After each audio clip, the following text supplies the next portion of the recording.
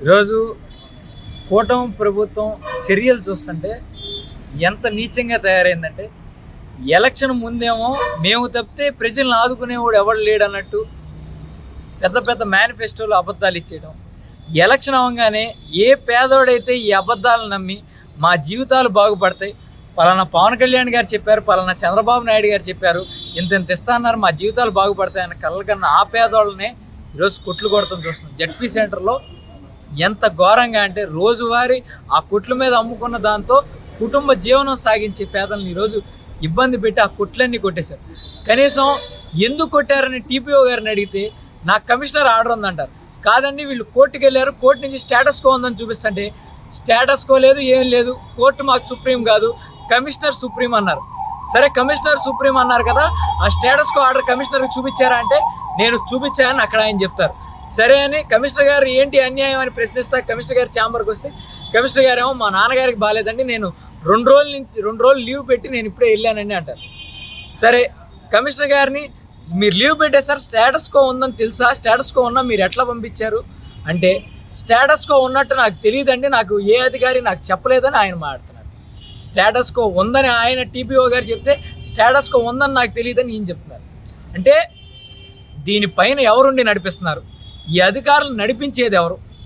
ఆ పేదవాళ్ళ జీవన ఆధారాన్ని ఈరోజు కుదేలు చేయమని చెప్పింది ఎవరు? అంటే లోకల్ మంత్రికి తెలియకుండా ఇవన్నీ జరుగుతున్నాయా?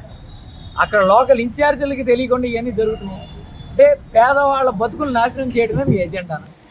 ఇదొకటే మిమ్మల్ని ప్రశ్నిస్తున్నాను.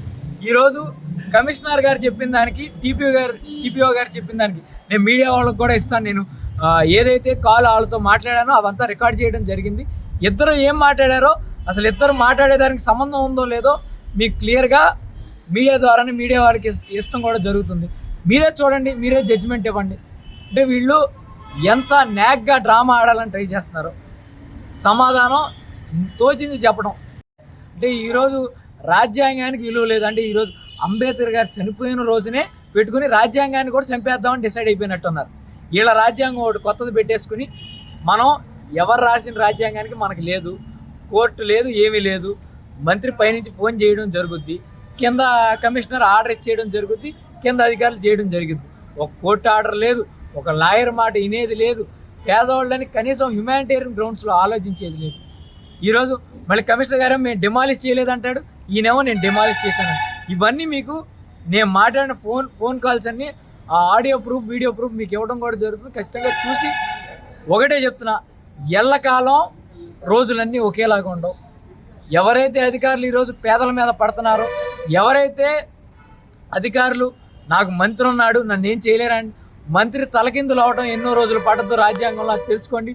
ప్రజలు ఓటుతోనే మంత్రి అవుతారు, ఆ ప్రజలు కొల్లగొడితే అది తిరగబడటానికి కూడా ఎక్కువ రోజులు పట్టదు. కాబట్టి మీరు అన్యాయంగా వెళ్తే, ఎవడో రాజకీయ నాయకుడు చెప్పాడని అన్యాయం చేయాలని చూస్తే మాత్రం ఖచ్చితంగా దాని పర్యవసానాలు అనుభవించాలని ఖచ్చితంగా ఎవరైతే దీని వెనకాల ఉన్నారో, ఈ పేదల కన్నీరు వెనకాల ఎవరైతే ఉన్నారో ప్రతి ఒక్క అధికారికి చెప్తున్నా ఖచ్చితంగా దీని యొక్క పర్యవసానాలు చూస్తారని తెలియజేస్తూ సెలవు.